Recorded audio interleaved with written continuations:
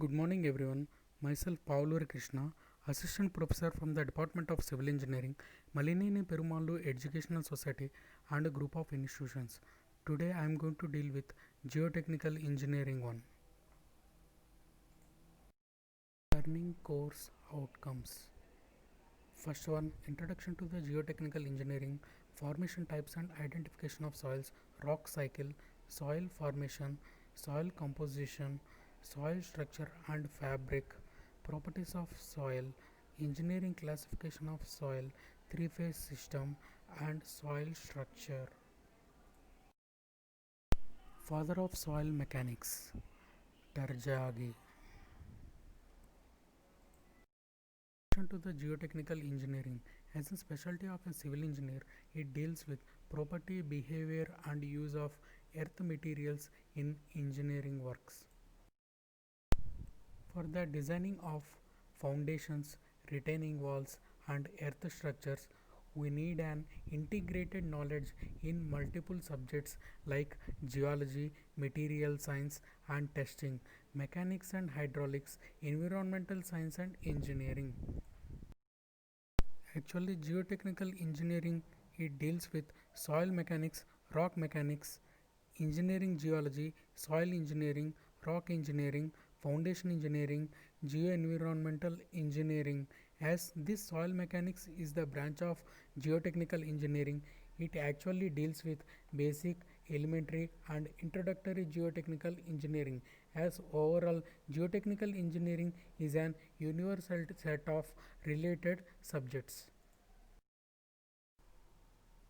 Soil mechanics is the combination of engineering mechanics and the properties of soil. Rock mechanics deals with engineering mechanics and the properties of rocks. Engineering geology is the combination of formation and features of earth crust and the earthquake. Soil engineering deals with geology, soil mechanics and structural engineering. What is an earth crust? Earth crust is a combination of the bedrock and the weathered rock, that is called as an soil. Students, what is geological cycle? In many million of years, the rock is weathered and converted into the soil. Again, this soil is converted into the rocks. It modifies the earth surface, destroy old rocks, create new rocks, add complexity to the ground surface and form soils. Then what is weathering? Weathering is the process of disintegration and decay of rock. It results from exposure to the atmospheric agents like pressure and temperature and also for their influences. Then water controlling factors like climatic conditions of the area, temperature and local precipitation. Then types of weathering. There are three types of weathering of rock. The first one is physical or mechanical weathering. The second one is the chemical weathering and the third one is biological weathering. Then what is rock cycle? Mainly we are having three types of rock. The first one is igneous rock, the second one is sedimentary rock and the third one is metamorphic rock. The first one, igneous rock, due to weathering, erosion and transportation, the sediments of igneous rock is converted into sedimentary rock due to compaction, cementation, crystallization. Again, this sedimentary rock, due to high pressure and temperatures, it's form an metamorphism which forms an metamorphic rock. This metamorphic rock is again due to high pressures melted down to magma. This magma again converts into igneous rock. This rock cycle continues. Soil formation. In the atmosphere, we are having three types of elements. The first one is air, the second one is water, the third one is the soil. We are having three types of rocks already we know. The first one is igneous rock, the second one is sedimentary rock, and the third one is metamorphic rock. Due to the weathering, this rock is converted into mineral grains. The soil is a combination of mineral grains and decay organic matter. In formation of soil, we'll see in minutely. It's a combination of disintegration of rock and decomposition of organic matter, which converts into an soil. This earth crust is different for different fields of investigators. For geologists, this earth crust is a combination of soil and the bedrock. For the agronomists, this earth crust is a combination of soil and the rock. For geotechnical engineer, it's a combination of topsoil, soil and bedrock.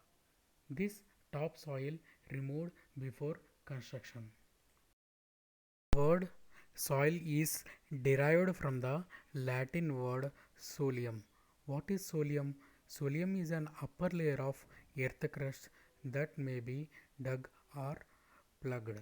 For geologists, this soil is an unconsolidated sediments overlaying solid bedrocks. For agronomists, agriculturists, soil scientists, it's an thin layer of loose surface materials of the earth crust. For the civil engineer, the soil is defined by agriculturists is known as topsoil.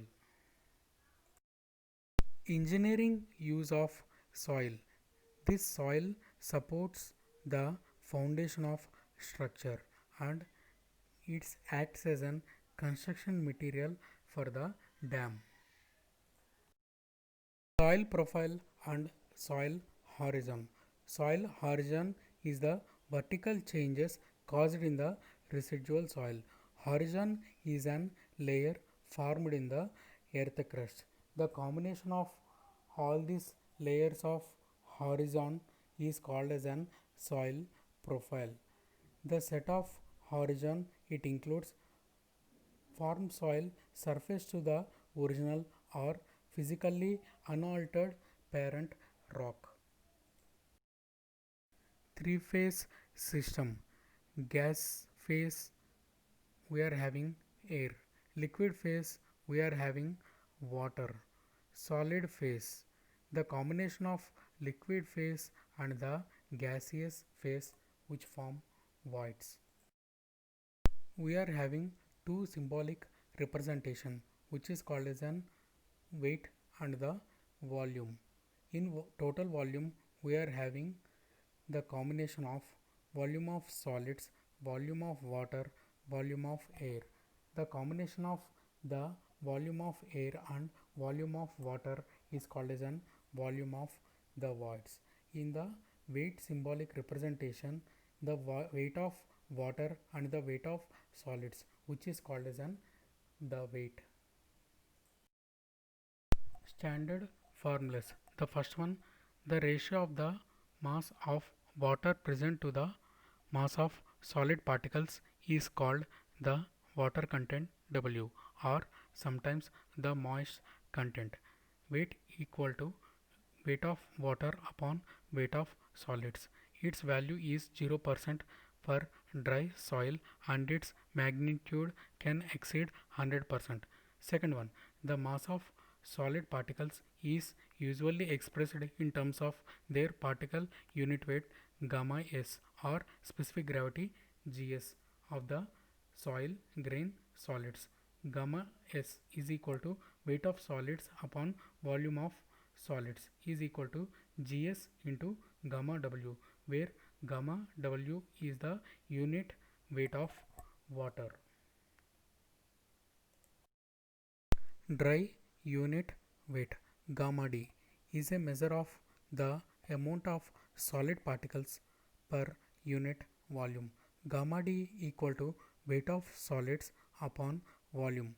Fourth one, bulk unit weight gamma t or gamma is a measure of the amount of solid particles plus water per unit volume.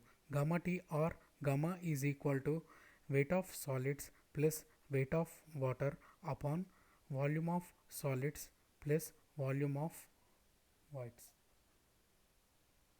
Fifth one, saturated unit weight gamma sat is equal to the bulk density when the total volume is filled up with water.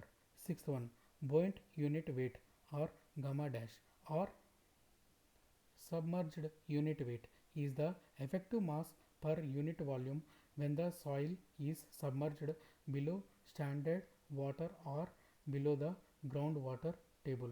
Gamma dash is equal to gamma sat minus gamma W. Various relations can be grouped into three types: volume relations, weight relations, and interrelations. These are the formulas in the geotechnical engineering. W equal to weight of water upon weight of solids. Gamma equal to Gs plus S into E and gamma W upon 1 plus E. Gamma equal to 1 plus W into Gs into gamma W upon 1 plus E. Gamma D equal to Gs into gamma W upon 1 plus E. Gamma W is equal to gamma upon 1 plus W. Gamma dash is equal to Gs minus 1 plus S minus 1 into E or overall multiplied with gamma W upon 1 plus E. Let us solve an problem.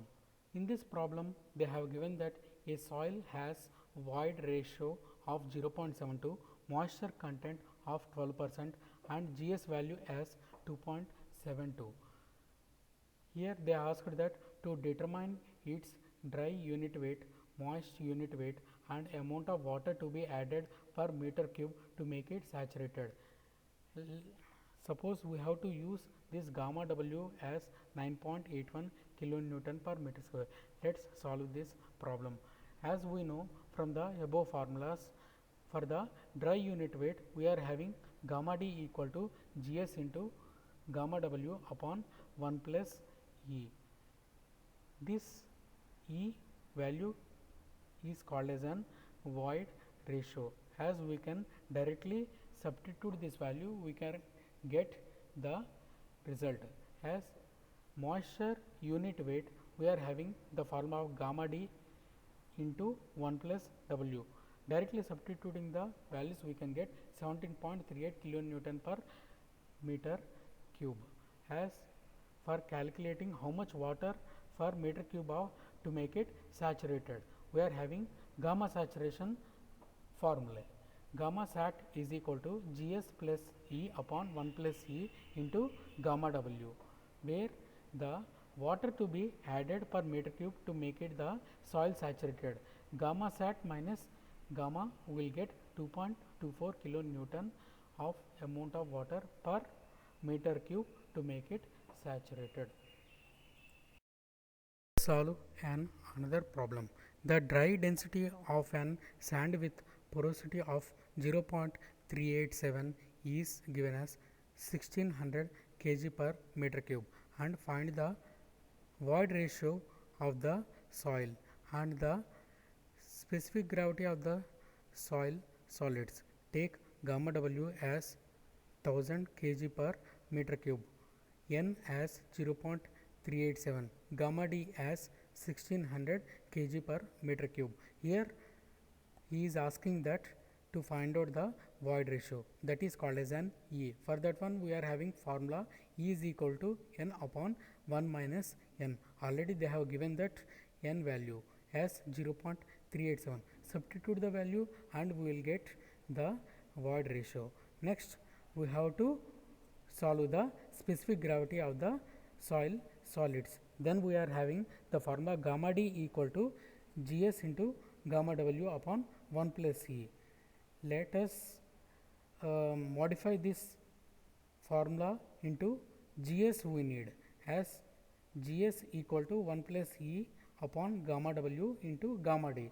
Here we can able to get the specific gravity formula. As substitute the value, we will get the value as 6.1.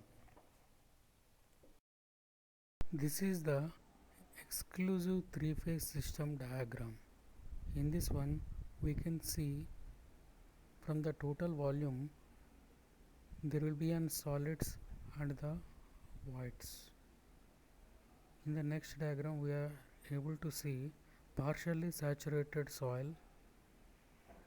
Next one, fully saturated soil where it is having water and solids. Dry soil. In dry soil we can see the air and solids. In partially saturated soils we can observe the three things: air, water and solids. In grain size distribution curve we can observe on the x-axis log size, on the y-axis percentage finer. In the x-axis we can see the clay, silt, sand, gravel and cobbles, where we can see the size distribution curve as observed from the coarse and fine grained portions can be combined to form one complete grain size distribution curve, also known as grading curve. A typical grading curve is shown here. From the complete grain size distribution curve, useful information can be obtained, such as the first one, grading characteristics, which includes the uniformity and range in grain size distribution. The second one is percentage or fractions of gravel, sand, silt and clay size. Grading characteristics. A grading curve is a useful aid to soil description.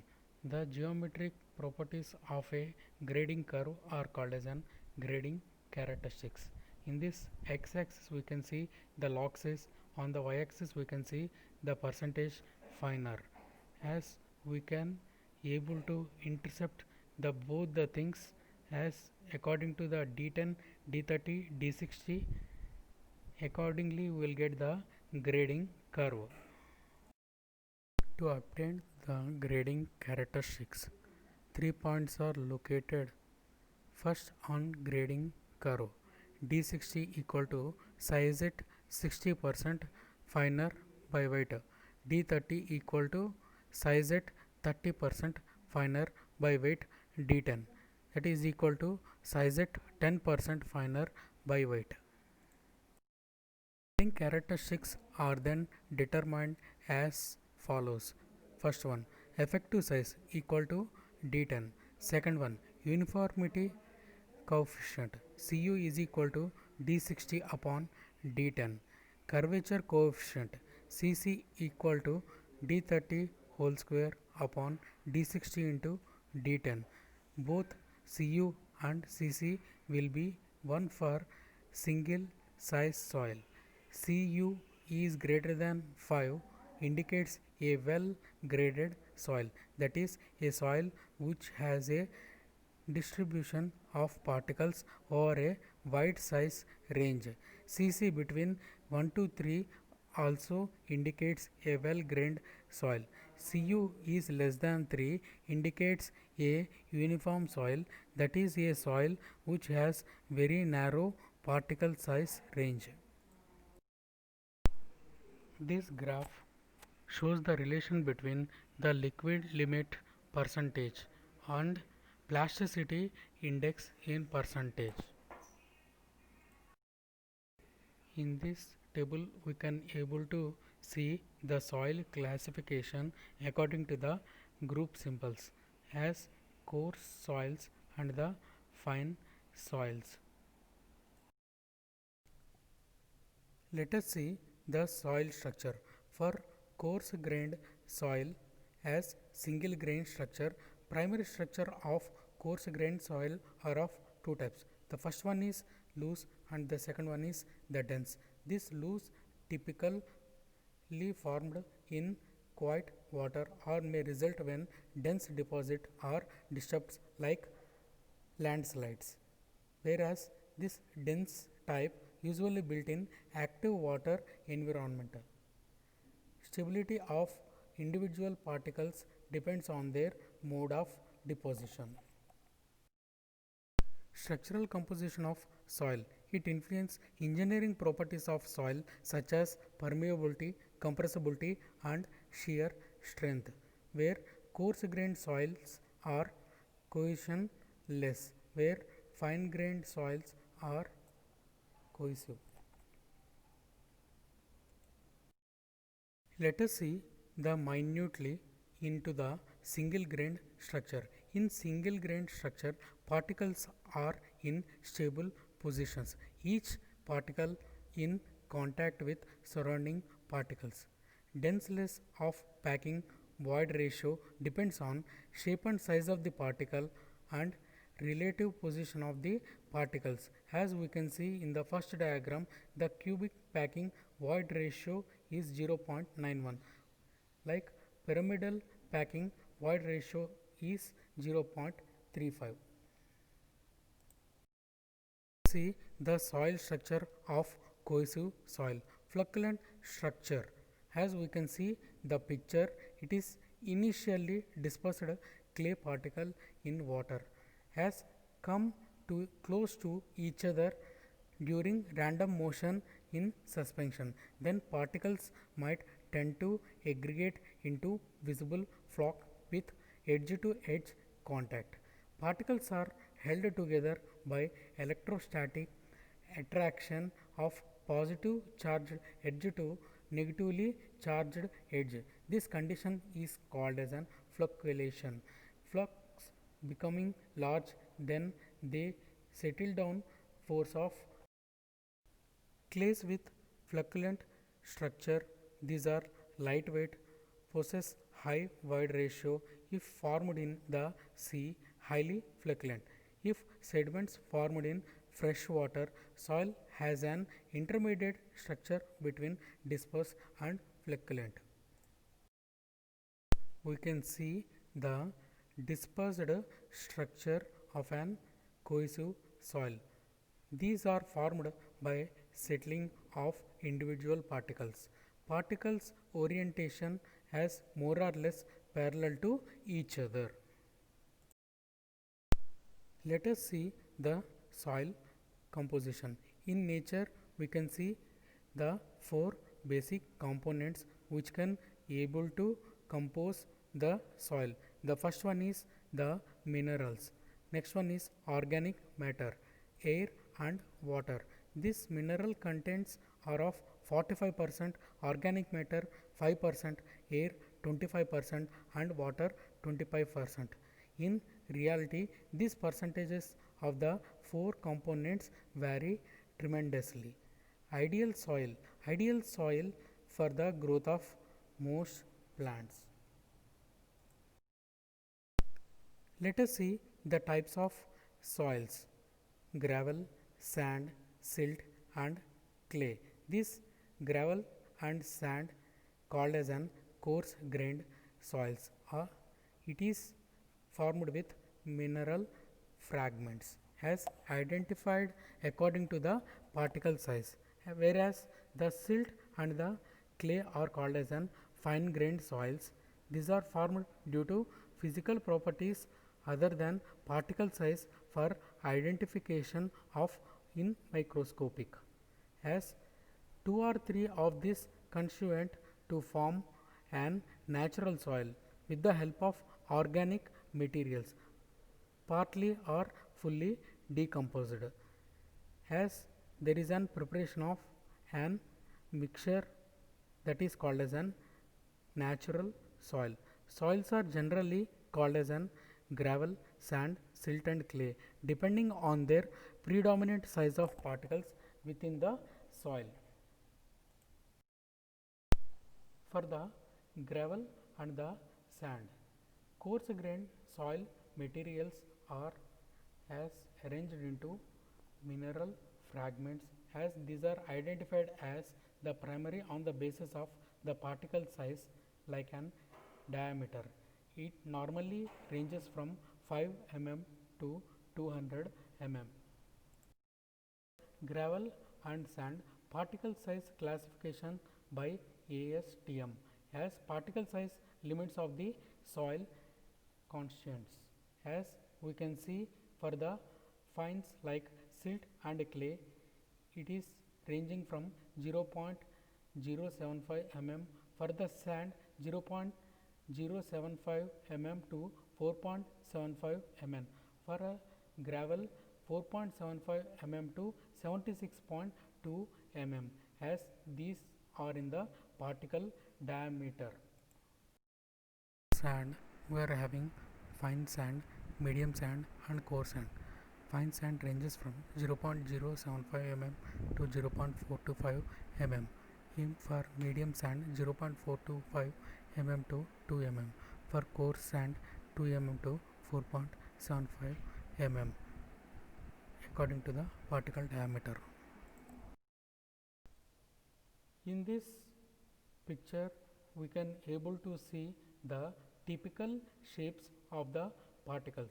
In the first one we can able to see an vari-angular, as in the next diagram we can able to see the angular, subangular, sub-rounded, rounded and well-rounded. These are the grains or particle sizes. Accordingly they will shape in the nature. When we call the organic soil materials, let us say the soil is an combination of the minerals and an organic materials, as very small quantities of organic matter have significant influence on the physical properties of the soil. Here we can able to see the composition of an organic soil materials. With the help of some materials we can able to classify the it is an organic soil or as an inorganic soil. Soil minerals plus organic content gives rise to organic soils, whereas soil minerals plus no organic content gives rise to inorganic soils. In the organic soils, it is more weaker, more compressible than the inorganic soils, whereas the organic soils, even though both the soils have same mineral composition. Discuss visual inspection of the soil. What we will see the particle size, color and the order, whereas for the inorganic or an organic soil, these will be different for the soils. Result of dry strength, shaking, toughness and dispersion. Dispersion test, rough estimation of relative amounts of sand, silt and the clay. Definition of minerals, where the following are not minerals, like oils are not mineral, coal is not an mineral, volcanic ash is not an mineral, manufactured glass is not an mineral, or blast furnace slag by product of steel making is also not an mineral. It is glassy and not naturally occurring.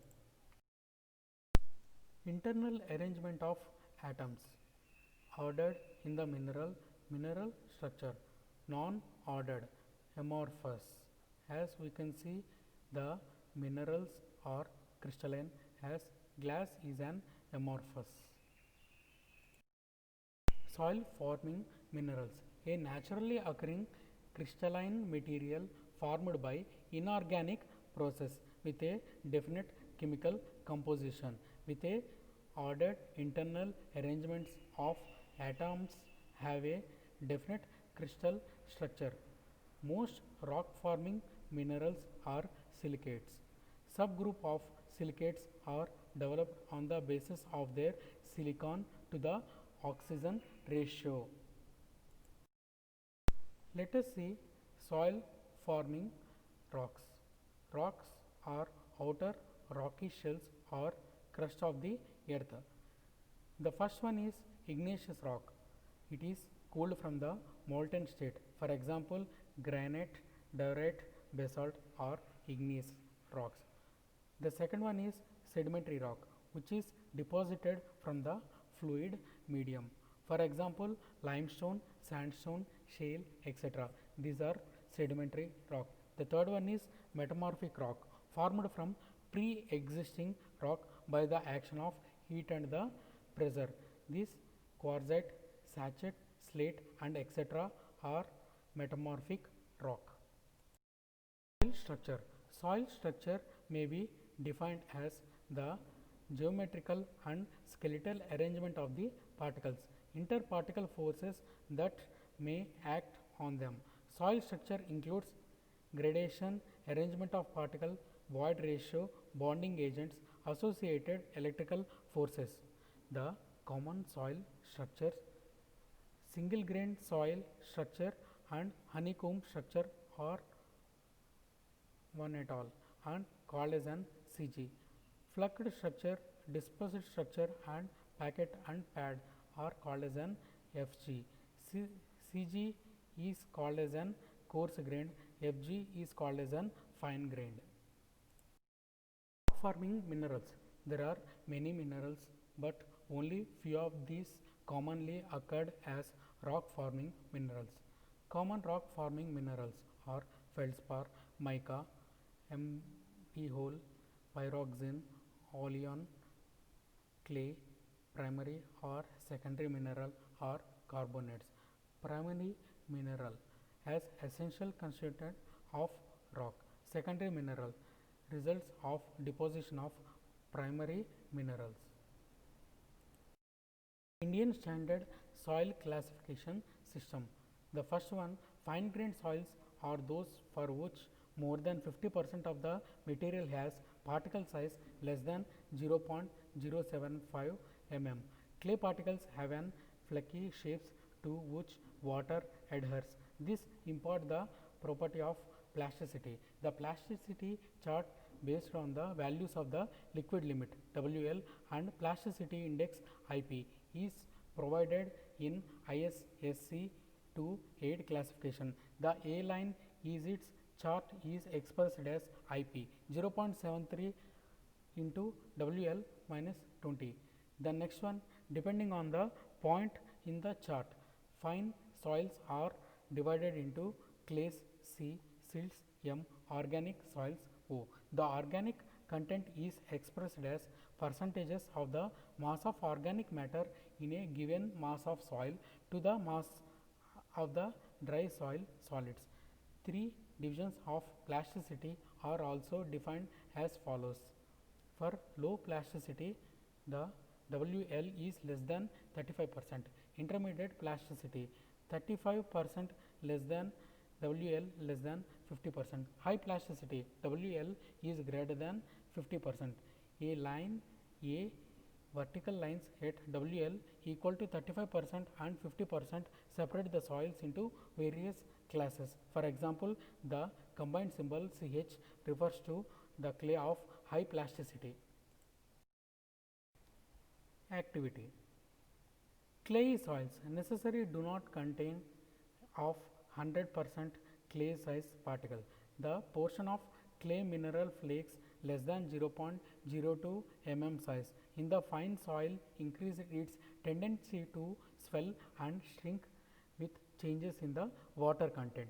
This is called the activity of the clayey soil and it represents the degree of plasticity related to the clay content.